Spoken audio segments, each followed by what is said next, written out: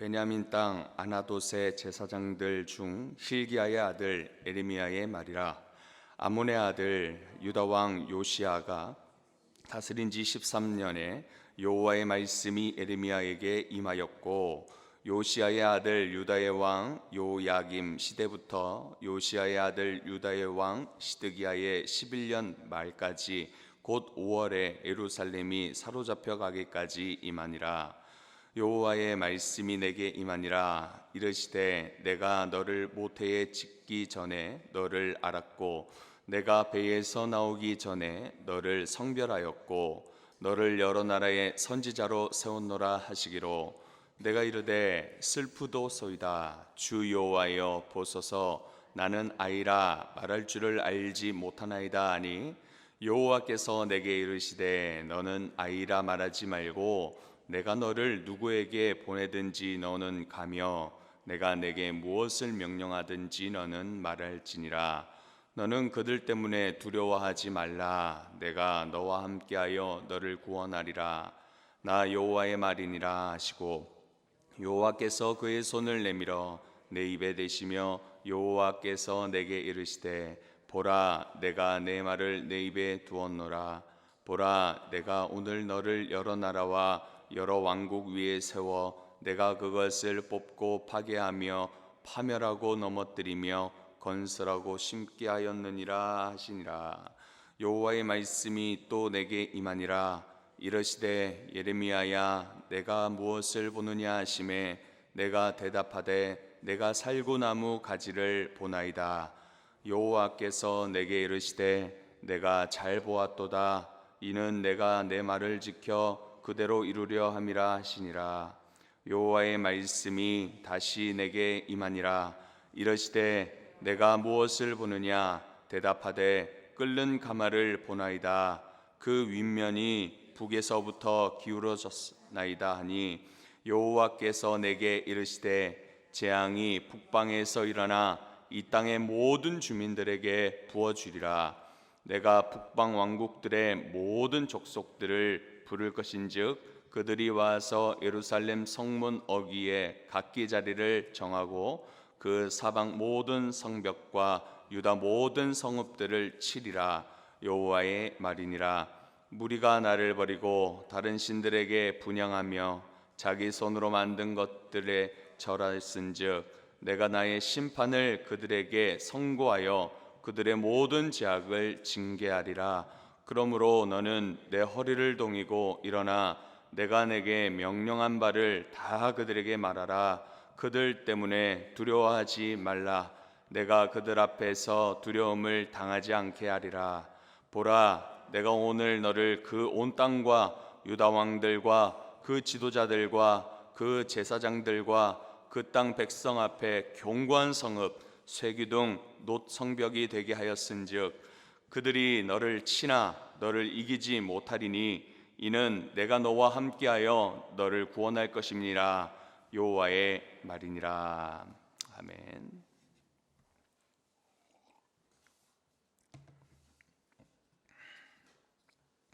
오늘부터 예레미야 강해가 시작되어집니다.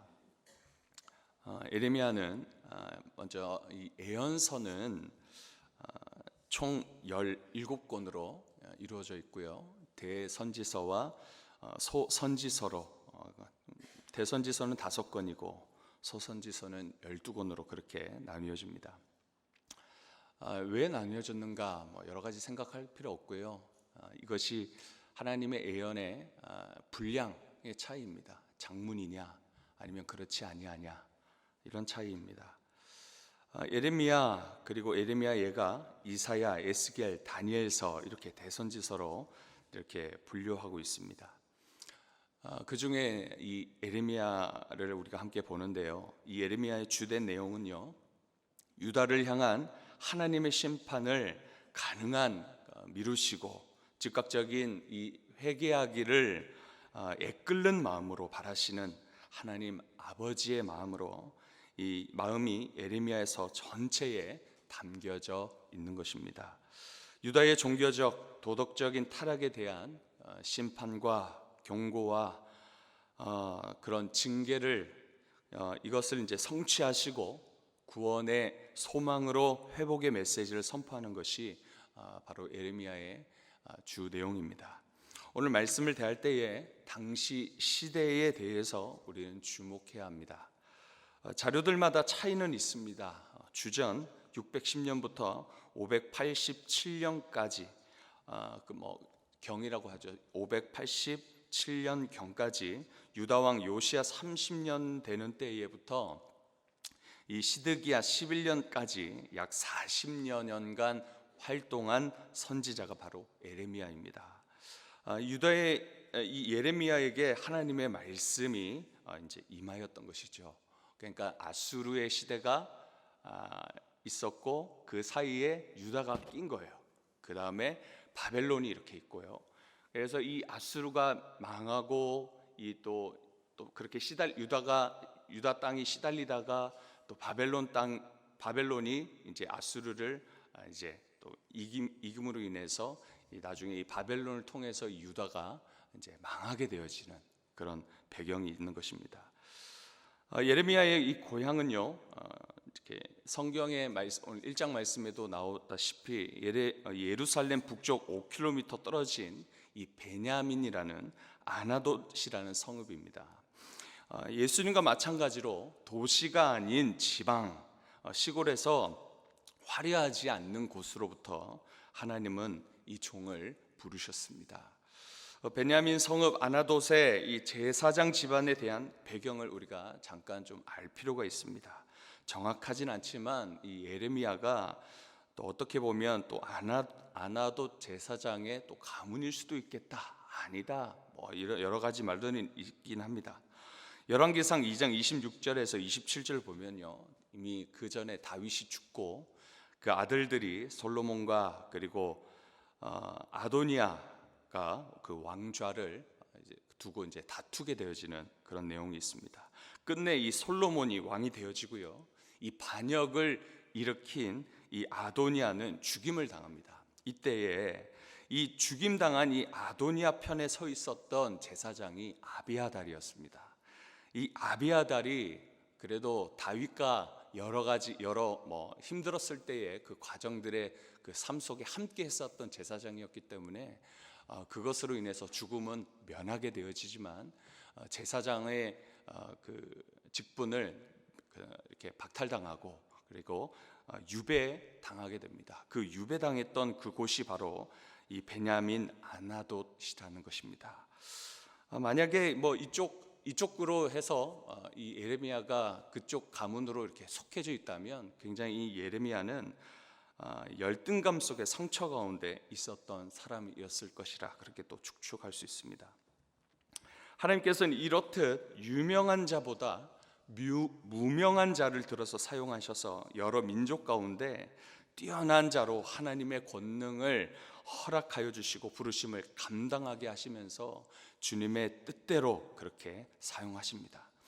어떻게 보면 몰락한 이 제사장 가문 후손도 이 사용하신 것처럼 죄인의 자리에 있었던 우리도 사용해 주신다라는 것, 바로 이것이 우리가 감격하며 감사해야 할 이유인 것입니다.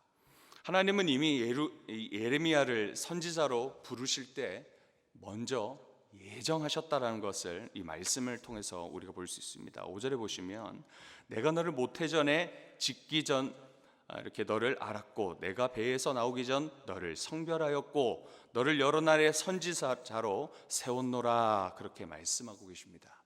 하나님은 이미 우리를 짓기 전부터 아십니다. 이미 성별하셨고요, 이런 이 예레미야를 하나님은 여러 나라의 선지자로 세우셨음을 우리가 보면서 우리를 이곳에 보내시고 사용하고 계시는 하나님의 택하심으로, 그러므로 우리가 늘 초심으로 다시 돌아가야 한다는 것이죠. 다시 돌아가야 됩니다. 많이 돌아왔다면, 많이 타협했었던 것이라면 우리는 다시 제자리로 돌이켜야 하고 제자리로 돌려놔야 할 것을, 그리고 돌려놓으시는 그런 결단이 오늘 이후로 여러분 가운데 있기를 소망합니다. 예레미야는 하나님의 부르심에 어떻게 응답하고 있는지 우리 6절 말씀 함께 읽어보겠습니다. 6절입니다. 시작. 내가 이르되 슬프도소이다. 주 여호와여 보소서 나는 아이라 말할 줄을 알지 못하나이다 하니. 예레미야, 하나님께서 부르실 때에 예레미야는 슬프도소이다, 나는 아이라 말할 줄을 모릅니다, 그렇게 말하고 있습니다. 예레미야는 20살 이전에 부름을 받았습니다. 그럼에도 자신이 다 큰 청년이 나는 아이입니다 라고 하고 있는 것이에요. 이 아이다라는 것이 어떤 의미냐면요, 또 다른 말씀에 보면 창세기 41장 요셉은요 30세의 나이에도 불구하고 자신을 아이라, 청년이다 그렇게 불렀습니다. 열왕기상 3장 7절에 왕위에 오른 이 솔로몬도요 하나님 앞에서 하나님, 저는 작은 아이입니다 그렇게 이야기했습니다. 이 예레미야가 6절에 자신에 대해서 아이라고 말할 줄 모른다 하는 것은요, 실제 자신이 참 어린 아이였다, 정말 말을 할 줄 모른다 이런 뜻이 아니라, 아직 결혼하지 않았고 나이가 차지 않으면요 그 당시 문화는 사회적인 지위에 오르지 않아 어른들 앞에서 쉽게 말을 꺼내기 쉽지 않았던 그런 시대였습니다. 그래서 뭔가 좀 공적으로 말할 수도 없고 어떤 무엇을 이렇게 할 수도 없는 그런 어린 나이였다라는 것을 우리가 또 이 문화들을 통해서 알 수 있는데요, 이것을 보면서 이 예레미야는 그런 면에서 자신이 아이와 같다라는 것입니다. 하나님의 그렇기 때문에, 그 현실이 그렇기 때문에 하나님의 부르심에 거절했던 것이에요. 하나님은 그를 통해서 하나님의 뜻을 이루기를 작정하셨다면요, 하나님의 그 뜻을 바라보면서 우리는 함께 그 하나님의 그 부르심 앞에 순종해야 한다는 것입니다. 사람은 연약합니다. 그래서 무엇을 보겠습니까? 하나님께서 부르시면 하나님의 뜻을 보는 것이 아니라 자신의 이 연약함을 보는 것입니다. 지금 닥쳐져 있는 이 현실의 문제, 현실의 고통, 고난, 이것을 보면서 염려하고 그렇게 하나님의 뜻이 아닌 불순종하는 그런 우를 범하는 것입니다. 지금 여러분은 하나님의 후회 없으신 부르심에 합당하게 그렇게 부르심 앞에 어떻게 하고 있습니까? 순종하고 계십니까? 불순종하고 계십니까? 아니요, 난 몰라요, 난 여전히 몰라요, 못하겠습니다, 그렇게 말하고 있습니까? 하나님은 여러분을 작정하여 부르셨습니다. 주님의 뜻을 이루시기로 계획하셨습니다. 그렇다면 우리 주님은 계획만 하시고 나몰라라 하신 분이 아니십니다. 불러놓고 네 마음대로 해라 그렇게 하시는 분 아니십니다. 부르셨으면 감당할 능력도 주시는 분이 바로 우리 하나님이십니다. 그런 하나님을 믿는 여러분들 되시길 바랍니다. 하나님은 예레미야의 거절에 대해서, 이 부르심에 대한 거절에 대해서 하나님은 거부하십니다. 이 모습이 7절에 나타납니다. 하나님은 신실하시기 때문에 우리의 이 사람의 눈높이에 맞춰주시는 분이십니다. 7절 보십시다. 여호와께서 내게 이르시되 너는 아이라 말하지 말고 내가 너를 누구에게 보내든지 너는 가며 내가 내게 무엇을 명령하든지 너는 말할지니라. 아이라면요, 여러분, 아이는요 어떻습니까? 무엇을 가르치든 쉽게 배웁니다. 어른에 비해서 참 습득력이 아주 굉장합니다. 왜 그럴까요? 어른들은 이미 이렇게 자리 잡힌 이런 개념이 있기 때문에, 고집이 있기 때문에 참 다른 것, 새로운 것을 배우기가 참 힘듭니다. 그러나 어린아이는 이런 것이 없습니다. 고집이 없고 그런 개념이 없기 때문에 무엇이든지 잘 흡수하는 거예요. 스스로 아이라고 말한 이 예레미야에게 하나님은 더 이상 아이라 말하지 말라 하십니다. 너는 가고 내가 무엇이든지 명령하면 너는 말하라, 그렇게 말하는 것이에요. 다시 말해서 쉽게 말하면 한마디 이렇습니다. 하라는 대로 해라 라는 거예요. 하나님은 우리가 거절하든지 그것을 거부할 수 있는 분이세요. 우리가 못한다고 한 것은 하나님은 충분히 할 수 있게 하시는 분입니다. 여전히 고집하고 계십니까? 여전히 불순종하고 있습니까? 하나님은 순종하는 자에게 이렇게 약속하고 계십니다. 8절입니다. 함께 읽습니다. 시작. 너는 그들 때문에 두려워하지 말라. 내가 너와 함께하여 너를 구원하리라. 나 여호와의 말이니라 하시고, 두려워 말라, 함께하겠다, 너를 구원하겠다 약속하십니다. 이것이 예레미야에게만 주시는 말씀이 아니라 오늘 이 시간에 우리에게도 동일하게 하시는 말씀으로 받으시길 축복합니다. 약속은 믿음을 줍니다. 그리고 약속은요 소망을 줍니다. 약속은 용기를 주고요, 약속은 우리에게 평안을 줍니다. 하나님 함께 하신다는 것이 무엇이겠습니까? 여러분, 하나님이 나 대신 일하신다라는 것입니다. 그리고 불가능이 없다라는 것입니다. 그렇습니다. 우리가 일하면, 우리가 움직이면 우리에게는 한계가 많습니다. 감정적인 것으로도, 우리가 일하는 것으로도 우리는 늘 한계에 부딪히는 것이 우리 인간입니다. 그러나 하나님 함께 하시면, 하나님이 일하시면, 하나님은 전지전능하시잖아요. 불가능함 없으시잖아요. 그런 하나님께서 우리와 함께 하신다, 이 말씀입니다. 우리 안에 할 수 없다라고 고집하는 것은 무엇이겠습니까? 그것은 염려입니다. 불신인 것입니다. 하나님이 함께 하시겠다라는데 예레미야는 뭐라 했습니까? 하나님, 저는 슬픕니다. 왜요? 저는 어린아이거든요. 말도 할 줄 모르거든요. 아무것도 할 수 없습니다. 하나님 부르심 앞에 그렇게 이야기하고 있는 예레미야입니다. 우리의 상황을 말하면서 못하겠다라고 그렇게 말하면 하나님 앞에 어떻게 비춰지는 우리의 모습이겠습니까? 그 모습은 믿음 없는 자로 보이는 것이에요. 그래도 할 수 있다라고 하는 것은, 그것은 하나님 앞에 우리의 믿음을 보이는 것입니다. 그 믿음이 곧 우리가 할 수 있게, 살 수 있게 하시는 하나님의 능력이 되는 것입니다. 할렐루야. 하나님은 9절에 여호와의 손을 내밀어 예레미야의 입에 대시며 그렇게 말씀합니다. 자, 그런 행동을 딱 보여주십니다. 하나님께서 친히 예레미야의 입에 손을 대셨다라고 그렇게 나와 있습니다. 이때 고대 근동에서는요, 이 왕들이 이렇게 뭔가 말을 할 때에, 뭔가 선포를 할 때에 항상 물에 손을 이렇게 씻어서 이 물로 입을 닦았다라고 얘기합니다. 그렇게 하고 말을 했다라고 얘기합니다. 이 문화들을, 이런 모습들을 보면서 이렇게 또 비춰보면, 하나님께서 하나님의 말씀을 이 예레미야에게 이렇게 그 입에 손을 댔다라는 것은 위임했다라는 것을 우리가 또 여기서 또 알 수 있는 내용입니다. 그리고 하나님은 부르시기만 하는 것이 아니라 감당할 수 있는 능력을 주시는 분이시다라는 것이 바로 10절에도 나타나 있습니다. 우리 10절 말씀 여러분이 읽어주십시오. 시작.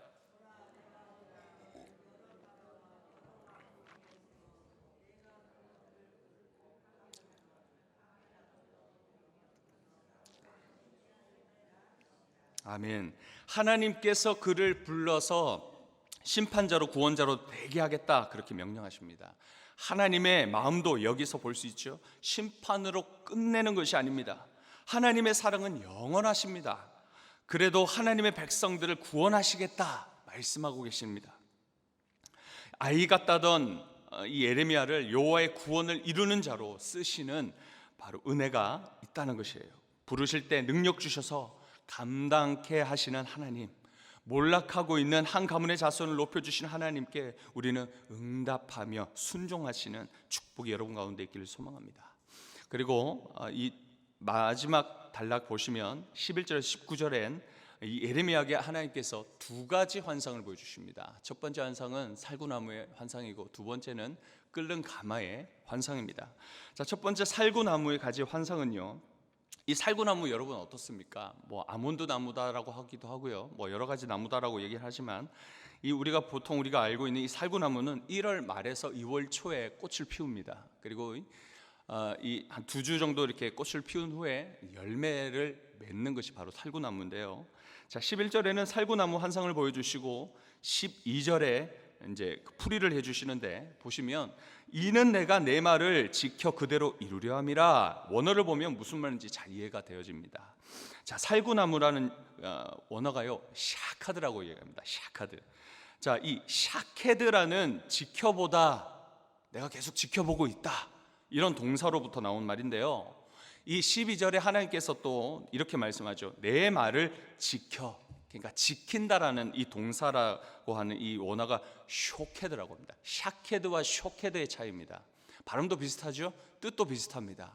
지켜보다, 지킨다. 자, 이 단어가 지켜보다, 지켜, 이 의미도 비슷하고 발음도 비슷한데, 이 살구나무의 꽃이 피는 것을 지켜보면서 무엇을 우리가 알 수 있습니까? 봄이 온다라는 것을 우리는 알 수 있는 것입니다. 봄이 오는 것을 우리가 지켜보는 것이에요. 그 꽃을 피는 것을 보면서.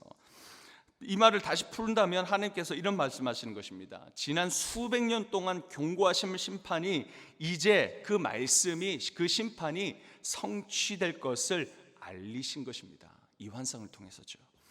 두 번째 환상은 그 심판에 대한 내용이 무엇인가에 대해서 말씀합니다. 윗면이 북으로 기울어진 끓는 가마의 현상입니다. 이 윗면이 북으로. 자, 이것이 뭐냐면요, 위쪽에 있는 이 북쪽 나라에게, 그러니까 블레셋, 아수르, 아람 같은 이 어두운 세력들의 나라들에 대해서 이야기합니다. 이 북쪽 나라들에게 끓는 가마가 기울어져서 이 유다 땅을 덮치듯이 심판당할 것이다라는 것을 말씀하고 있습니다. 14절에 재앙이 북방에서 일어나 이 땅의 모든 주민들에게 부어지리라 말씀합니다. 나중에 20장에 예레미야 20장에 보시면요, 그 북방 나라가 어떤 나라냐, 바벨론이라는 것을 여기서 밝혀집니다. 이것이 하나님의 예레미야를 통해 전해주시는 이 핵심적인 메시지가 되어지는 것이죠. 자, 왜 유다가 북방 민족에게 멸하게 되었는지 15절 16절에서 기록합니다. 우상 숭배다라고 이야기하죠. 구체적으로 어떻게 될 것까지도 들려주십니다.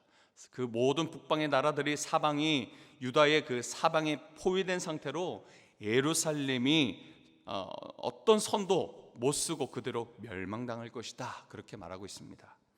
우리의 죄악이 돌이킬 수 없을 정도까지 하나님의 징계를 면치 못하게 될 때가 오지 않도록 우리의 모습을 우리가 돌아보아야 되겠습니다. 여러분, 우리에게 회개가 필요합니까? 스톱시켜야 할 상황이 있습니까? 끊어내 버려야 할 그런 더 이상의 썩어져 잘라버려야 할 그런 것들이 있습니까? 그렇게 하는 것보다, 잘라버리는 것보다, 그래도 죽는 것보다는 잘라버리는 것이 더 나은 것이죠. 살구나무와 끓는 가마의 이 환상을 통해서 보여주시는 죄악을 심판하시는 하나님께서 어떤 나라를 통해서 우리의 죄악을 깨닫게 하십니까? 어떤 사람입니까? 어떤 공동체로, 어떤 자리로, 어떤 직업으로, 어떤 일로, 어떤 계획으로 우리의 죄악을 깨닫게 하시고 계십니까? 그래도 우리가 여전히 소망을 잃지 않을 수 있는 것은 무엇입니까? 심판하시는 분이 하나님이시오. 그리고 구원케 하시고 회복케 하시는 분도 하나님이시다라는 것입니다. 우리가 하나님께 돌아갈 때에 다시 봄날을 허락해 주실 것입니다. 회복해 주실 것입니다. 꽃이 피게 하시고 열매 맺게 하실 그날도 우리 주님은 준비해 두시는 것입니다. 그날이 우리의 생에 있지 않는다 할지라도 하나님의 나라에서 우리는 꼭 우리를 통해 이루실 주님의 나라를 함께 볼 것입니다. 그렇게 하셔서 하나님은 여전히 예레미야를 부르셨습니다. 그렇게 하셔서 여전히 여러분을 부르고 계십니다. 그 부르심에 합당하게 순종하며 살아가시는 귀한 우리 성도님들의 삶이 되어지길 소망합니다. 기도하겠습니다. 주님의 은혜 감사합니다. 우리를 부르신 주님, 매일 우리의 나이와 성별에 상관없이 하나님의 그 뜻에 합당한 순종으로 주님이 원하시는 그곳에 가게 하시고, 하나님의 어떤 명령이든 우리가 말하게 하옵소서. 거룩하게 준비되어지는 우리가 되게 하여 주옵소서. 주님 부르실 때에 감당케 하신 능력까지 주실 것이며 하나님의 뜻을 이루실 것을 작정하심을 우리가 믿고 따를 수 있는 믿음과 헌신을 주옵소서. 돌이켜야 할 것, 중단해야 할 것, 끊어내야 할 것을 가르쳐 주십시오. 결단력을 허락해 주십시오. 주님 뜻대로 나아가야 한다면 단호함을 허락해 주십시오. 감사드리며 예수님의 이름으로 기도드립니다. 아멘.